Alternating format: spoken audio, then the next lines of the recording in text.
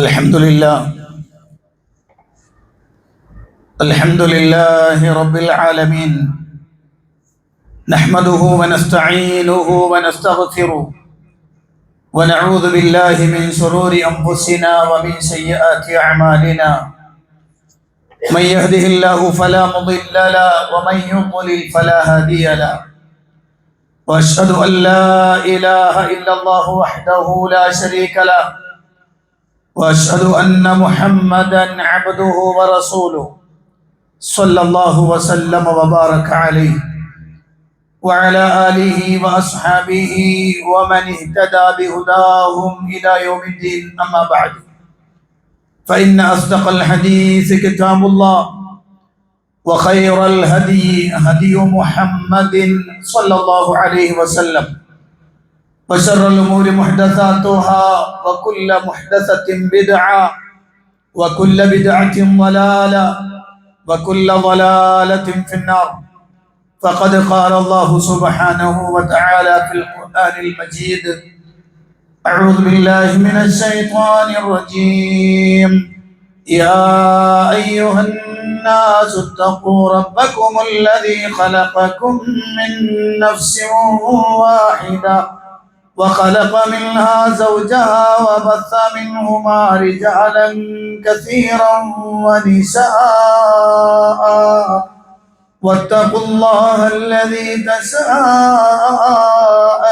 به والأرحام، إن الله كان عليكم رقيبا.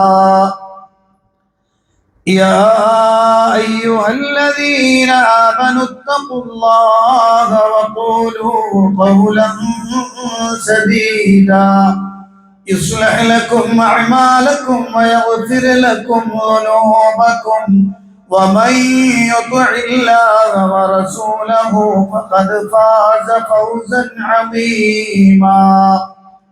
يا أيها الذين آمنوا اتقوا الله حق تقاته ولا تموتن إلا وأنتم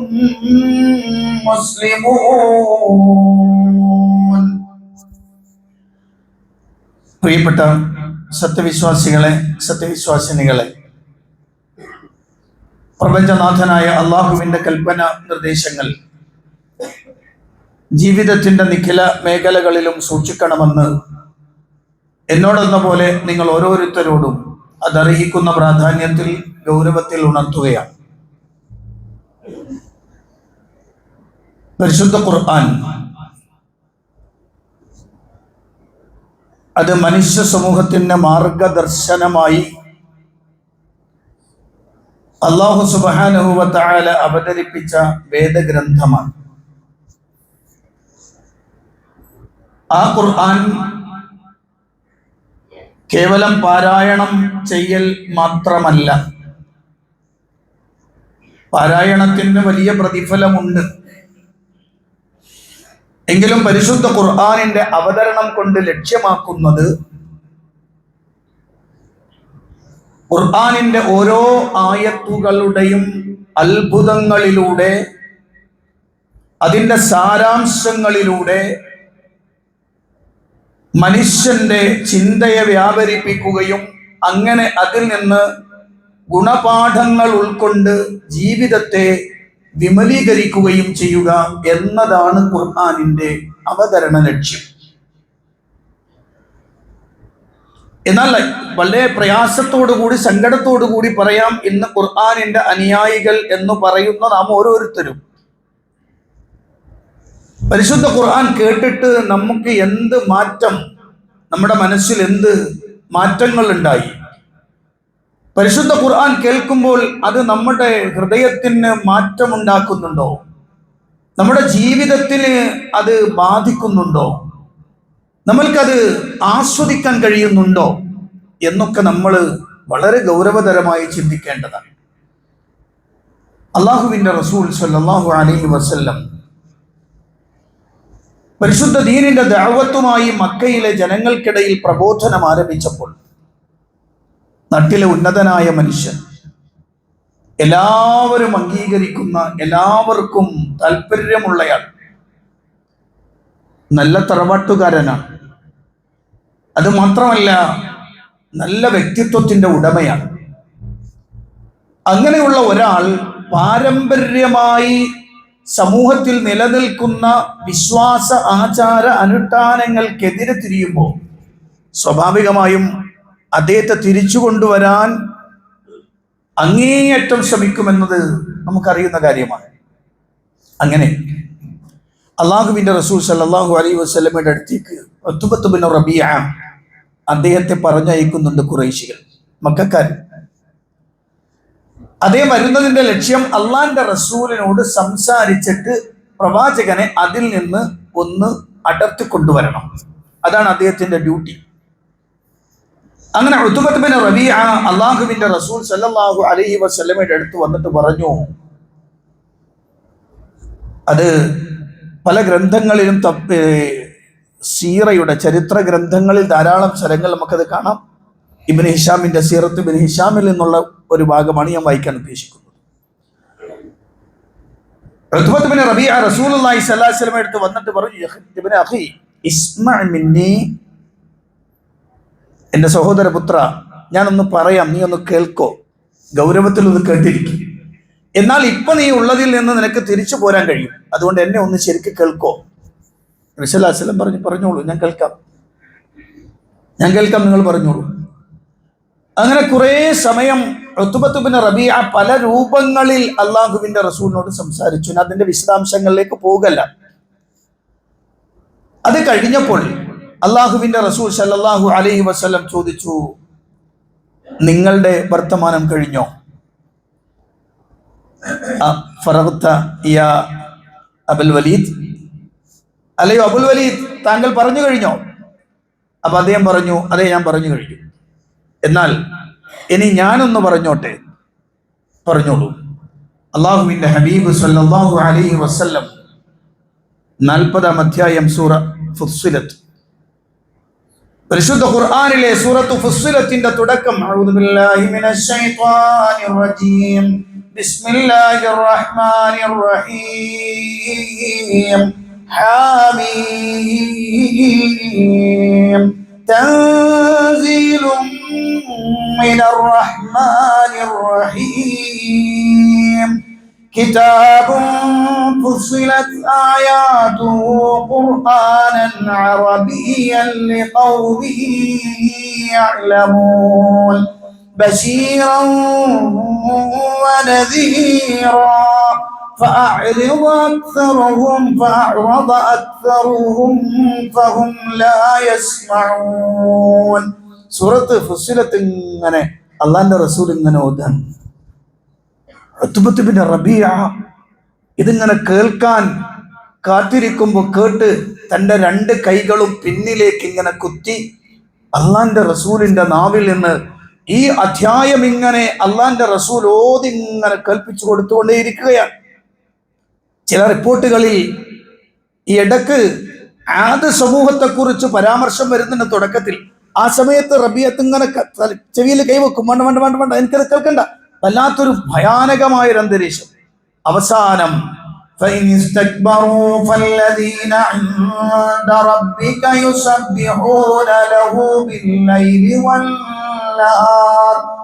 بالليل والنهار وهم لا يسأمون. ഈ ആയത്ത് അള്ളാന്റെ റസൂൽ ഓതിയിട്ട് ഇങ്ങോട്ട് സുജൂദ് ചെയ്തു. അത് സുജൂദിന്റെ മഖാമാണ്. സുജൂദ് ചെയ്ത് കഴിഞ്ഞ് അള്ളാന്റെ റസൂൽ സല്ലല്ലാഹു അലൈഹി വസല്ലം എഴുന്നേറ്റു. എന്നിട്ട് റബീഅത്തിനോട് ചോദിച്ചു, അല്ലയോ ഉത്ബത്ത് ബിൻ റബീഅ, നിങ്ങൾ ഇപ്പൊ എൻ്റെ അടുത്ത് നിന്ന് കേട്ടല്ലോ, ആ കേട്ടതിനെ കുറിച്ച് നിങ്ങൾക്ക് എന്താ പറയാനുള്ളത്? ഒരക്ഷരം മിണ്ടിയില്ല. അദ്ദേഹം അവിടുന്ന് എഴുന്നേറ്റു. അവിടുന്ന് നേരെ എഴുന്നേറ്റ് തന്നെ അയച്ച ആളുകളുടെ അടുത്തേക്കാണ് ചെല്ലുന്നത്. അദ്ദേഹത്തെ കണ്ടപ്പോൾ ആളുകളൊക്കെ പറഞ്ഞു, അവിടെ വന്നിരിക്കുന്ന ആളുകളൊക്കെ പറഞ്ഞു, ഓ, എന്തു പറ്റി ഈ അബുൽ വലീദിന്? അദ്ദേഹം ലഖദ് ജാഅക്കും അബുൽ വലീദ് ബിഗൈരിൽ വജ്ഹിൽ ലദീ ദഹബ ബിഹി, ഇവിടുന്ന് പോയതുപോലല്ലോ അബുൽ വലീദ് ഉത്ബത്ത് ബിൻ റബീഅ തിരിച്ചു വരുന്നത്, അദ്ദേഹത്തിന് മുഖമൊക്കെ മാറിയിട്ടുണ്ടല്ലോ, എന്താണ് സംഭവിച്ചത്? അദ്ദേഹം വന്നു, എന്നിട്ട് ജനങ്ങളോട് പറഞ്ഞു, ജനങ്ങളെ, വല്ലാഹി മാ ഹുവ ബിശ്ശഹർ വലാ ബിശ്ശഹർ വലാ ബിൽ കഹാന. അല്ലാഹുവിനെ തന്നെയാണ് സത്യം എന്റെ ജനങ്ങളെ. വല്ലാഹി മാ ഹുവ ബിശ്ശഹർ, അല്ലാഹനെ തന്നെ സത്യം. ആ കേട്ടതൊന്നും മാരണമല്ല, കേട്ടതൊന്നും ഒരു ജാലവിദ്യയല്ല. വലാ ബിശ്ശഹർ, അതൊരിക്കലും ഒരു കവിതയല്ല. വലാ ബിൽ കഹാന, അതൊരിക്കലും ഒരു ജ്യോത്സ്യന്റെ വർത്തമാനങ്ങളല്ല. യാ മഅ്ശറ ഖുറൈശ്, ഓ ഖുറൈശികളെ, നിങ്ങൾ കേട്ടോളൂ. അതിയൂനി വജഅലൂ ഹാലി ഖല്ലൂ ബൈന അർറജുലി വബൈന മാ ഹുവ ഫീ ഫഅ്തസിലൂ. ജനങ്ങളെ, നിങ്ങൾ ശരിക്ക് ശ്രദ്ധിച്ചോ, ഞാൻ പറയുന്നത് അനുസരിച്ചോ. ഞാൻ പറയുന്നത് നിങ്ങൾ കേട്ടോളൂ. ഇതാ ഞാൻ ഉറപ്പിച്ചു പറയാം, അദ്ദേഹത്തെ നിങ്ങളങ്ങ് വിട്ടേക്കണം. അദ്ദേഹത്തിന്റെ പാട്ടിന് നിങ്ങൾ വിട്ടേക്കണം. ഫവല്ലാഹി ലയകൂനന്ന ലിഖൗലിഹി അല്ലദീ സമിഅതു നബഉൻ, ഞാൻ കേട്ട വർത്തമാനമുണ്ടല്ലോ, അത് വല്ലാത്ത വൃത്താന്തമാണ്. അല്ലാഹനെ തന്നെ സത്യം, അത്ഭുതകരമാണ് ആ വർത്തമാനം, വല്ലാത്ത ഒരു വൃത്താന്തമാണ് ഞാൻ അദ്ദേഹത്തിൽ നിന്ന് കേട്ടതെന്ന് മുസ്ലിം അല്ലാത്ത ഉത്ബത്ത് ബിൻ റബീഅ. നമുക്ക് കാണാം സീറയിൽ. നിങ്ങൾ ആലോചിച്ച് നോക്ക്, ഈ ഖുർആൻ എത്ര വർഷം കഴിഞ്ഞു പോയിട്ടുണ്ട് നമ്മൾ? ഈ സൂറത്ത് ഫുസ്സിലത്ത് എത്ര പ്രാവശ്യം നമ്മൾ വായിച്ചു പോയിട്ടുണ്ടാകും? നമ്മുടെ കൽബിൽ അങ്ങനത്തെ ഒരു തോന്നലുണ്ടായോ? എന്തൊരു വാക്കാണ് റബ്ബേ ഇത്, എന്തൊരു അത്ഭുതമാണ് അല്ലാഹ് ഇത് എന്ന് നമുക്ക് തോന്നിയിട്ടുണ്ടോ? എന്റെ മുന്നിലിരിക്കുന്ന പ്രിയപ്പെട്ട വിശ്വാസികളെ, വിശ്വാസിനികളെ, ആലോചിച്ചു. എന്നൊരു മൂന്നാളെ പെട്ടെന്ന് പറയാം. അബൂജഹൽ, അബൂ സുഫിയാൻ, അഖ്നസ് ബിൻ ഖൈസ്, മൂന്നാളുകൾ ഭയങ്കര ശത്രുക്കളാണ്, പക്ക ശത്രുക്കളാണ്. അള്ളാന്റെ റസൂലിനോട് ദേഷ്യം വെക്കുകയും ശത്രുത വെക്കുകയും ചെയ്ത ആളുകളാണ്. അബൂജഹലിനെ കുറിച്ചൊന്നും ഞാൻ പറയണ്ടല്ലോ.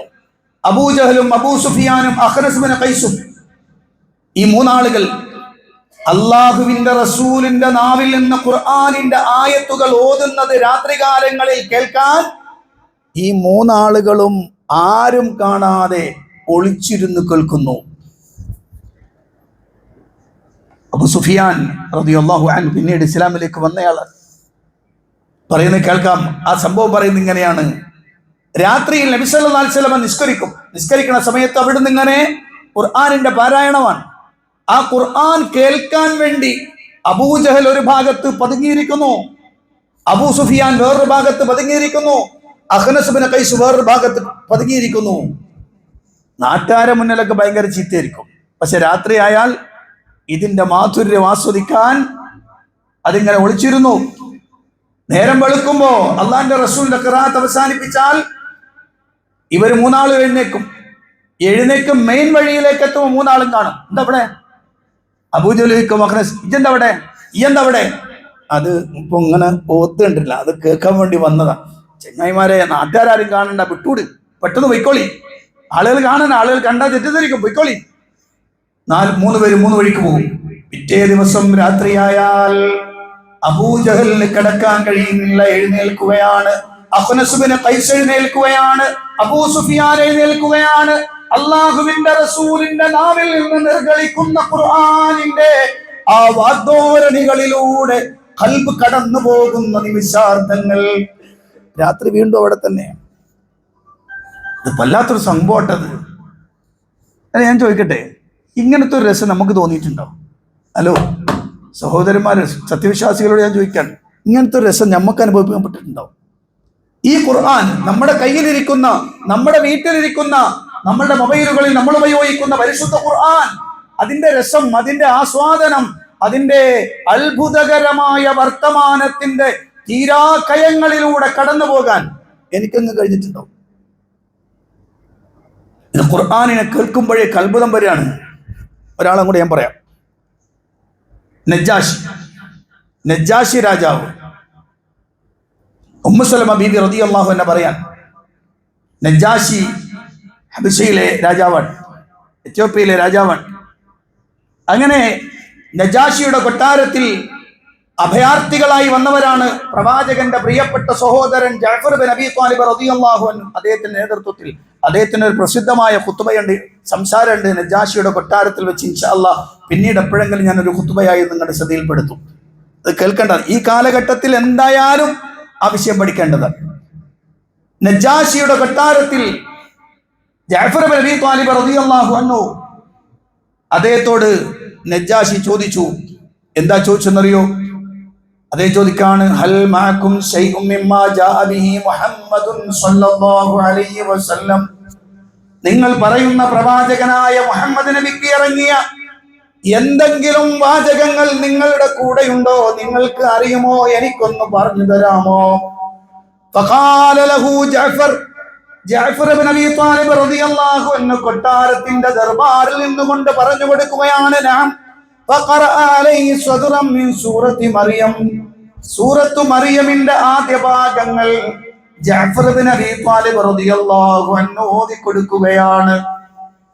സൂറത്തു മറിയം അത്ഭുതകരമായ ഒരു അധ്യായമാണ്, വല്ലാത്തൊരു അധ്യായമാണത്. അതിന്റെ തുടക്കം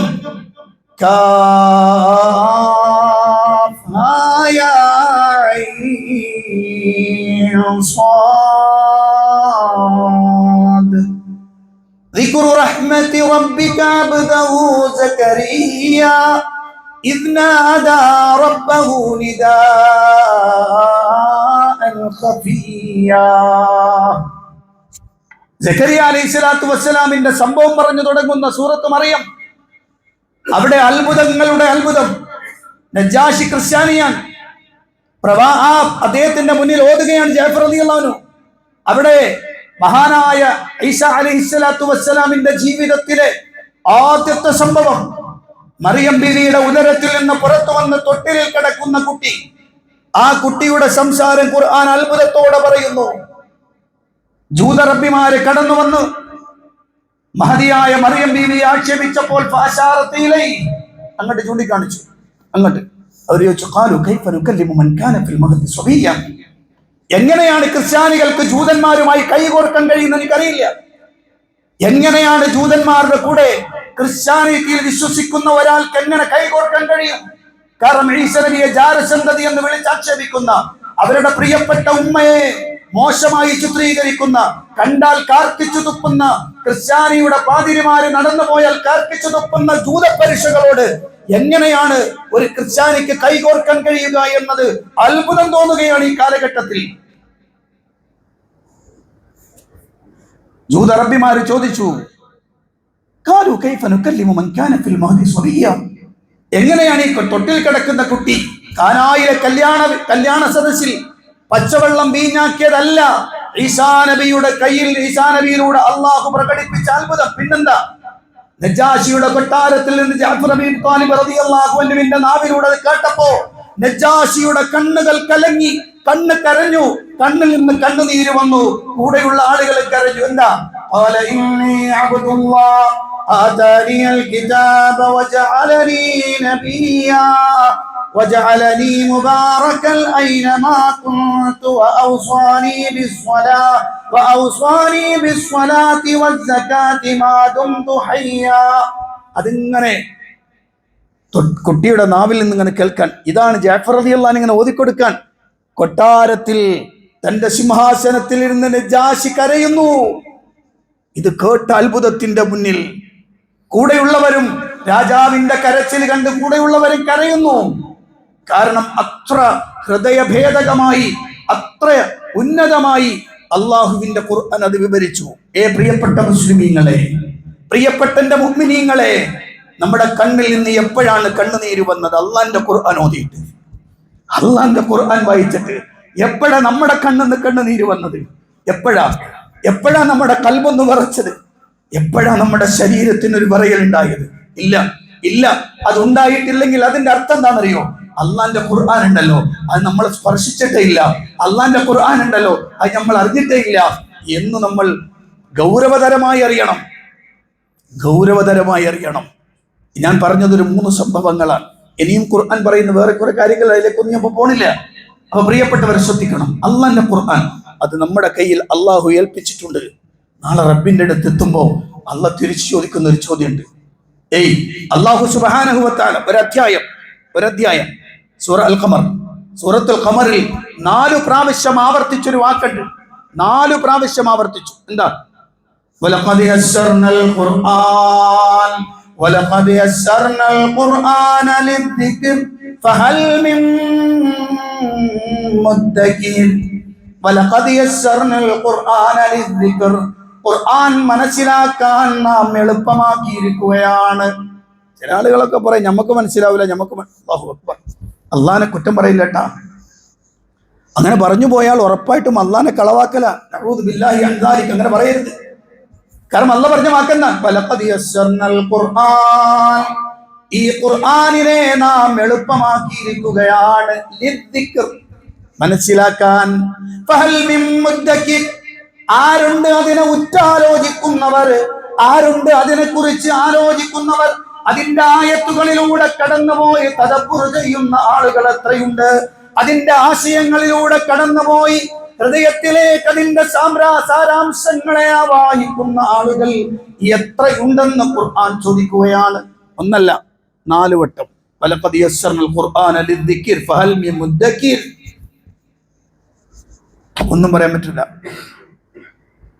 നീ സമയം കിട്ടാത്തതാണ് പ്രശ്നം. സമയം കിട്ടാത്തതാണ് പ്രശ്നം ആണോ? പഠിക്കാൻ സമയം കിട്ടാത്തതാണോ? എത്ര വയസ്സായി? 50, 60, 40, 70 ഒക്കെ ഇല്ലേ? അല്ലാഹ് ചോദിക്കൂലേ നാളെ? അലം നുഅമ്മിറുകും മാ യതദക്കറു ഫീഹി മൻ തദക്കർ വജാഅകുമുൻ നദീർ. ചിന്തിക്കാനും മനസ്സിലാക്കാനും കാര്യങ്ങൾ ഉൾക്കൊള്ളാനും പറ്റുന്ന ആളുകൾക്ക് ചിന്തിക്കുവാൻ പറ്റുന്നൊരവസരം, ഒരായുസ് നിനക്ക് തന്നില്ലയോ? അല്ലാഹ് ചോദിക്കണം. കിട്ടിയില്ലേ? തന്നില്ലേ? സൗകര്യങ്ങൾ ഉണ്ടായില്ലേ? 24 മണിക്കൂർ ഒരു ദിവസം അല്ലേ? ഒരു ദിവസത്തിൽ 24 മണിക്കൂർ. 24 മണിക്കൂർ പ്രകാരം പരിശോധിച്ച് 7 ദിവസം എത്രയുണ്ട്? 160 മണിക്കൂറിന് മേലെ കിട്ടിയില്ലേ? ഇല്ലേ? 168ഓളം മണിക്കൂറായില്ലേ? ചോക്ക്. അത്രയും മണിക്കൂറുകൾ നിന്റെ കയ്യിൽ ഒരാഴ്ച ഉണ്ടായിട്ട് അതിൽ നിന്ന് 1 മണിക്കൂർ നേരം അള്ളാന്റെ ഖുർആനിന്റെ ആശയ തലങ്ങളിലൂടെ ഒന്ന് കടന്നു പോകാൻ നിനക്ക് മാറ്റിവെക്കാൻ കഴിഞ്ഞില്ലെങ്കിൽ നീ നിന്റെ റബ്ബിനോട് എന്ത് മറുപടി പറയും? നീ നിന്നോട് ചെയ്ത അക്രമമല്ലേ അത്? അള്ളാഹ് നിനക്ക് മാർഗദർശനമായി ഇറക്കിയ ഖുർആനിനെ നീ തള്ളിക്കളഞ്ഞില്ലേ? ആലോചിച്ചു. ആഴ്ചയിൽ 1 മണിക്കൂർ നേരം ഖുർആൻ പഠിക്കാൻ വേണ്ടി മാറ്റിവെക്കാം. അള്ളാന്റെ ഖുർആൻ അത് കേൾക്കുമ്പോൾ നമ്മുടെ മനസ്സിലേക്ക് മാറ്റുണ്ടാവണം. അതിനുവേണ്ടി നമ്മൾ സജ്ജമാവണം. നമ്മൾ തീരുമാനിച്ചാൽ മതി. നമ്മൾ തീരുമാനിക്കാത്താണ് പ്രശ്നം. ഇവിടെ ഈ പള്ളിയിൽ എല്ലാ ശനിയാഴ്ചയും സുബഹിസ്കാരം കഴിഞ്ഞ് 6 മണി മുതൽ 7 മണി വരെ ഒരു ആൾക്കും പ്രശ്നമില്ലാത്ത ടൈമാട്ടോ. ഒരാൾക്കും ഒരു തരത്തിലുള്ള ശുഗലും പറയാൻ പറ്റൂല കേട്ടാ. ഞാൻ അമ്മായിയുടെ വീട്ടിൽ പോയി, ഞാൻ കല്യാണത്തിന് പോയി, ഞാൻ അങ്ങനെ പരിചയടുത്ത് പോയി, ഞാൻ അങ്ങനെ പോയി, അതൊന്നും പറയാനില്ല. 6 മണി മുതൽ 7 മണി വരെ സമയം ഈ പള്ളിയിൽ അവിടെ ഒരു ബോർഡ് ഇരിക്കുന്നുണ്ട്. ഞങ്ങൾ ആ ബോർഡ് കണ്ട ഇവിടെ വെച്ച ക്ലാസ് നടക്കുന്നുണ്ട് 1 മണിക്കൂർ നേരം. ഈ അതിന്റെ ചുറ്റുഭാഗത്തുള്ള ആളുകൾക്ക് അതിലേക്ക് വരാൻ കഴിയുന്നില്ലെങ്കിൽ എന്താണ് പറയേണ്ടത്? നാളെ റബ്ബിന്റെ അല്ലാഹു സുബ്ഹാനഹു വ തആല പറയൂലേ? അള്ളാന്റെ റസൂൽ പറയുന്നില്ലേ? ഇന്ന ഖൗമി ഇത്തഖദു ഹാദൽ ഖുർആന മഹ്ജൂറ, ഇന്ന ഖൗമി ഇത്തഖദു ഹാദൽ ഖുർആന മഹ്ജൂറ. എന്റെ സമുദായം ഈ ഖുർആനിനെ അഗണ്യകോടിയിലേക്ക് തള്ളിക്കളഞ്ഞു അല്ലാഹ്. എന്റെ സമുദായം ഇത് മനസ്സിലാക്കാൻ നിന്നില്ല അല്ലാഹ്. എന്റെ സമുദായം ഇത് കേൾക്കാൻ നിന്നില്ല അല്ലാഹ്. എന്റെ സമുദായം അത് പഠിക്കാൻ കൂട്ടാക്കിയില്ല അല്ലാഹ്. എന്റെ സമുദായം അതിന്റെ ആശയങ്ങൾ അനുസരിച്ച് മുന്നോട്ട് പോകാൻ ശ്രമിച്ചില്ല അല്ലാഹ് എന്ന് പറഞ്ഞുകൊണ്ട് അള്ളാന്റെ റസൂൽ നമുക്കെതിരെ തിരിയുന്ന ഒരു സന്ദർഭം ഉണ്ടാകുമെന്ന് അള്ളാന്റെ ഖുർആൻ പറയാണ്. അതുകൊണ്ട് ശ്രദ്ധിക്കണം. അല്ലാഹു സുബ്ഹാനഹു വ തആല കാത്തുരക്ഷിക്കുമാറാകട്ടെ. പ്രിയപ്പെട്ടവരെ, അത് ഖുർആനിലൂടെ മനസ്സിലാക്കുമ്പോഴാണ് അതിന്റെ അത്ഭുതങ്ങൾ, അതിന്റെ ആശയങ്ങൾ, അതിന്റെ അർത്ഥതലങ്ങൾ, അതിന്റെ പദങ്ങളുടെ വിന്യാസം, അതിന്റെ ഓരോ വാചകങ്ങളുടെയും പ്രത്യേകതകൾ അത്ഭുതകരമാകും. നമുക്ക് അല്ലാഹു അനുഗ്രഹിക്കുമാറാകട്ടെ.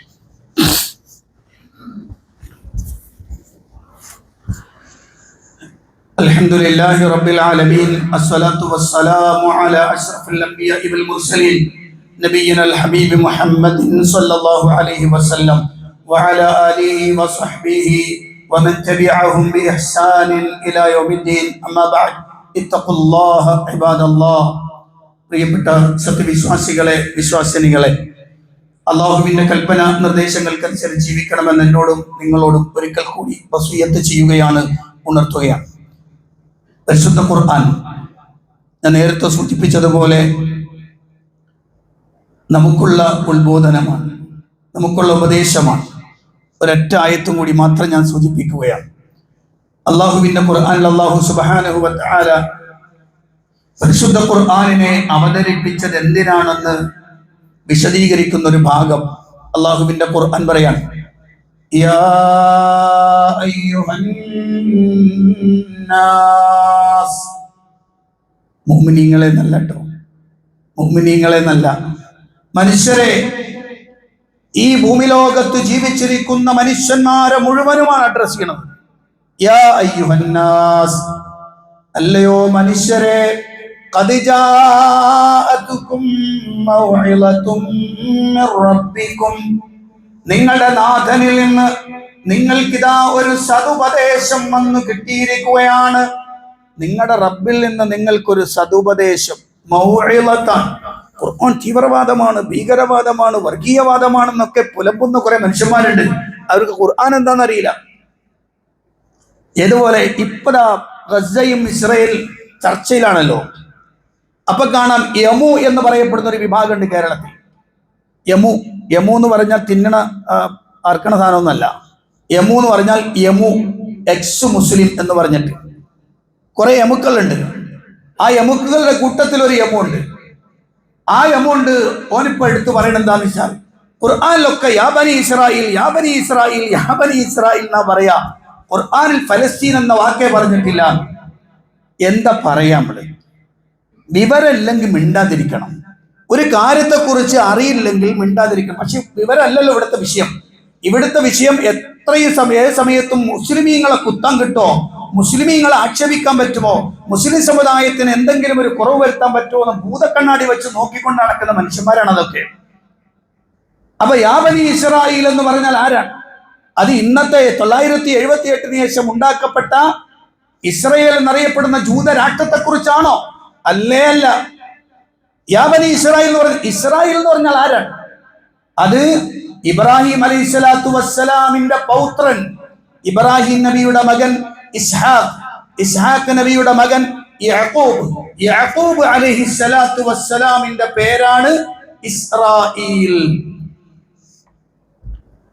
അതല്ലാതെ ഇന്ന് ഫലസ്തീൻ ഇതാ തുടച്ചു നീക്കിയിരിക്കുന്നു. ഇനി ഫലസ്തീൻ എന്ന് പറയുന്ന രാഷ്ട്രമില്ല എന്ന് വീമ്പ് പറയാൻ എഴുന്നേറ്റ് നിൽക്കുന്ന ഓരോ മനുഷ്യന്മാരുണ്ടല്ലോ.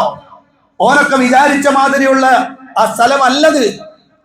മറിച്ച് മഹാനായ യാക്കൂബ് അലൈഹിസ്സലാത്തു വസ്സലാമിന്റെ പേരാണ് ഇസ്രായേൽ. യാക്കൂബ് നബിക്ക് 12 മക്കളുണ്ട്. യൂസുഫ് അലൈഹിസ്സലാം അടക്കം 12 മക്കൾ. ആ 12 മക്കളുടെ കുടുംബത്തിനെ വിളിക്കുന്ന പേരാണ് ബനു ഇസ്രായേൽ. ഇസ്രായേലിന്റെ സന്താനങ്ങൾ. അവരുടെ സന്താന പരമ്പരകളായി ഭൂമിയിലുള്ള മനുഷ്യന്മാരെ മൊത്തത്തിൽ അറിയപ്പെടുന്ന പേരാണെന്ത്? ബനു ഇസ്രായേൽ. അല്ലാതെ ജൂതരാഷ്ട്രത്തെ കുറിച്ചല്ല. അതെന്താ കാര്യം? അതിനാദ്യം ആട്ടും കാട്ടം ഏതാണ്, കടലൊക്കെ ഏതാണ് തിരിച്ചറിയാൻ കഴിയണം. മനസ്സിലായോ?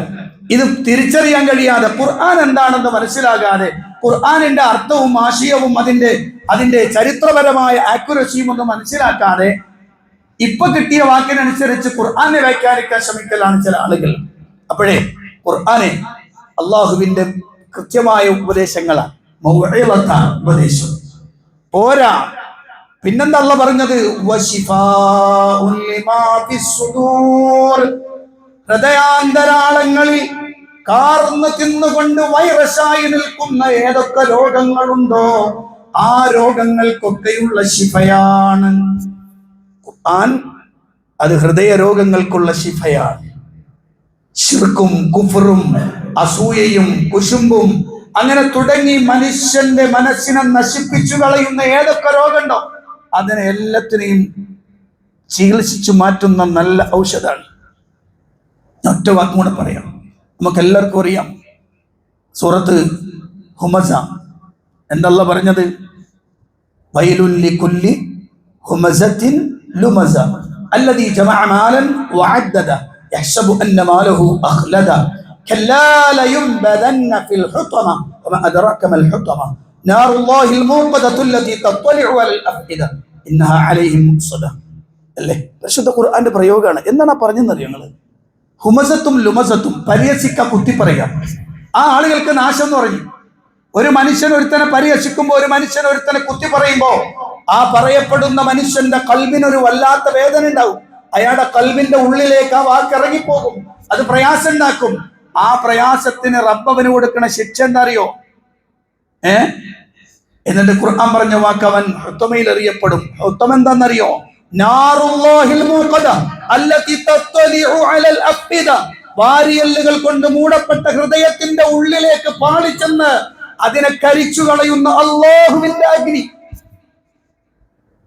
നോക്കങ്ങള്, ഇത് ബോധ്യമുള്ളവർക്കും വേറൊരുത്തനെ പരിഹസിക്കാൻ തോന്നുമോ? വേറൊരുത്തനെ കുത്തി പറയാൻ തോന്നുമോ? ഇങ്ങനെ ഔഷധമാണ് ഖുർആൻ. ഇങ്ങനെ മനുഷ്യന്റെ ഹൃദയത്തെ ശുദ്ധീകരിക്കുന്ന ഔഷധമാണ് ഖുർആൻ. എന്നിട്ട് പറഞ്ഞു വഹുദൻ വറഹ്മ ലിൽ മുഅ്മിനീൻ. സന്മാർഗമാണ്, കാരുണ്യമാണ് മുഅ്മിനീങ്ങൾക്ക്. അതുകൊണ്ട് പ്രിയപ്പെട്ടവരെ, ഖുർആൻ പഠിക്കണം. കഴിയുമെങ്കിൽ എല്ലാ ശനിയാഴ്ചയും രാവിലെ ഇവിടെ നടക്കുന്ന ക്ലാസ്സിൽ എത്തുക. അല്ലെങ്കിൽ എല്ലാ വ്യാഴാഴ്ചയും മഗ്രിബ് മുതൽ ഇശാ വരെയുള്ള സമയം വെട്ടിച്ചിറയിൽ നടക്കുന്നുണ്ട്. വെട്ടിച്ചിറ സലഫി പള്ളിയിൽ നടക്കുന്നുണ്ട്. ആ ക്ലാസ്സിൽ പങ്കെടുക്കുക. അല്ലെങ്കിൽ നിങ്ങൾ നാടേതാണോ ആ ഭാഗത്ത് ഖുർആൻ പഠിക്കാൻ വല്ല സൗകര്യം ഉണ്ടോ നോക്കിയിട്ട് ആഴ്ചയിൽ ഒരു ദിവസം 1 മണിക്കൂർ നേരം അള്ളാന്റെ ഖുർആൻ പഠിക്കാൻ വേണ്ടി മാറ്റിവെക്കണം. ജീവിതത്തിൽ നഷ്ടമില്ലാത്ത ലാഭം മാത്രമുള്ള ഒരു പദ്ധതിയാണത്. മാത്രമല്ല, ഖുർആൻ പഠിതാവായി മരിച്ചുപോയാൽ, പഠിച്ചുകൊണ്ടിരിക്കുന്ന സമയത്ത് മരിച്ചാൽ, അള്ളാഹുവിന്റെ മലക്കുകൾ ആ മനുഷ്യനെ, കാരണം അയാൾ അള്ളാഹുവിന്റെ പ്രത്യേകമായ ആളാണ്, അഹ്ലുല്ലാഹി വഖാസത്തുഹു, അള്ളാന്റെ പ്രത്യേകമായ ആളാണ് അയാൾ. അയാളുടെ റൂഹ് കൊണ്ടുപോകാൻ ആയിരക്കണക്കിന് മലക്കുകൾ വരും. പ്രിയപ്പെട്ടവരെ, സന്തോഷ നിർഭരമായി ലോകത്തുനിന്ന് വിട പറയാൻ അള്ളാന്റെ ഖുർആനെ ചേർത്ത് പിടിച്ചോളൂ. അള്ളാന്റെ ഖുർആനിന്റെ അർത്ഥ ആശയങ്ങളിലൂടെ കടന്നു പോകാം. അള്ളാഹു അനുഗ്രഹിക്കുമാറാവട്ടെ. പ്രിയപ്പെട്ടവരെ, ഇന്ന് സാമൂഹിക ക്ഷേമ ജില്ലാ റിലീഫ് ഫണ്ടാണ്. പാവങ്ങളായ ആളുകൾ, രോഗികൾ, മറ്റു പ്രയാസം അനുഭവിക്കുന്ന ആളുകൾ, അവർക്ക് സഹായിക്കാനുള്ള ഒരു ഫണ്ടാണ് നമ്മൾ ഇന്ന് ഈ പള്ളിയിൽ നിന്ന് കളക്ട് ചെയ്യുന്നത്. ഇൻഷാ അല്ലാഹ് കഴിയുന്ന ആളുകളെല്ലാവരും നല്ല രൂപത്തിൽ അതിനോട് സ്വതക്ക നൽകണം. അതിനോട് ഏറ്റവും ഭംഗിയായി പ്രതികരിക്കണം എന്നുകൂടി അല്ലാഹു അനുഗ്രഹിക്കുമാറാവട്ടെ. നമ്മുടെ പ്രവർത്തനങ്ങൾ സ്വീകരിക്കുകയും അർഹമായ പ്രതിഫലം അനുഗ്രഹിക്കുകയും ചെയ്യുമാറാവട്ടെ. മരണപ്പെട്ടവർക്ക് അല്ലാഹു മഗ്ഫിറത്തും റഹ്മത്തും പ്രദാനം ചെയ്ത് അനുഗ്രഹിക്കുമാറാവട്ടെ. രോഗം കൊണ്ട് വലിയ ആളുകൾക്ക് അല്ലാഹു രോഗശമനം നൽകി അനുഗ്രഹിക്കുമാറാവട്ടെ. മുസ്ലിമായി ഇതിന്റെ പേരിൽ കഷ്ടപ്പെടുന്ന, പീഡിപ്പിക്കപ്പെടുന്ന ആളുകൾക്ക് അല്ലാഹു സഹായം നൽകുമാറാവട്ടെ. ഗസയിലെ സഹോദരങ്ങളെ അല്ലാഹു സഹായിക്കുമാറാവട്ടെ. ഗസയിലെ സഹോദരങ്ങളുടെ മുഖത്ത് പുഞ്ചിരി വിട്ടിരുന്ന കാലം അതിവിദൂരമല്ല. അല്ലാഹു അതിനെളുപ്പം സാധ്യമാക്കി തരുമാറാവട്ടെ. എല്ലാ ശത്രുക്കൾക്കെതിരെയും അല്ലാഹു അവന്റെ തീരുമാനം നടപ്പിലാക്കുമാറാവട്ടെ. അല്ലാഹുവിന്റെ കൽപ്പനക്കനുസരിച്ച് ജീവിച്ച് നാളെ സ്വർഗ്ഗം ലഭിക്കുന്ന ആളുകളിൽ അല്ലാഹു നമ്മെ ഉൾപ്പെടുത്തി അനുഗ്രഹിക്കുമാറാവട്ടെ. ربنا آتنا في الدنيا حسنة وفي الآخرة حسنة وقنا عذاب النار. اللهم اغفر للمؤمنين والمؤمنات والمسلمين والمسلمات الأحياء منهم والأموات إنك مجيب الدعوات وقاضي الحاجات. اللهم اعز الإسلام والمسلمين وأذل الشرك والمشركين. اللهم دمر أعداءنا وأعداء الدين بما شئت وكيف شئت يا ذا الجلال والإكرام. ربنا تقبل منا إنك أنت السميع العليم وتب علينا إنك أنت التواب الرحيم. آمين برحمتك يا أرحم الراحمين والحمد لله رب العالمين.